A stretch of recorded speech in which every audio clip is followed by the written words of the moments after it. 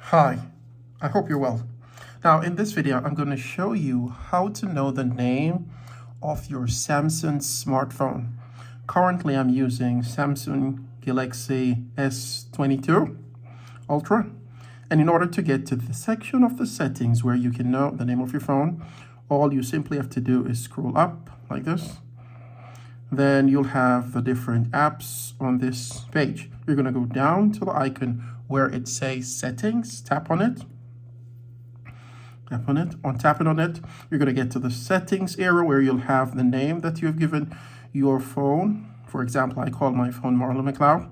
Now, in order to get to the name originally by the company, you're going to scroll down to the bottom until you get to About Phone. You're going to tap on it, give that a few seconds. Then you're going to get to the stage where you can get all the information about the phone. Here, my phone number, and it currently allows you to have 2 SIMs to call from. Then you have the product name, which is Galaxy S22 Ultra.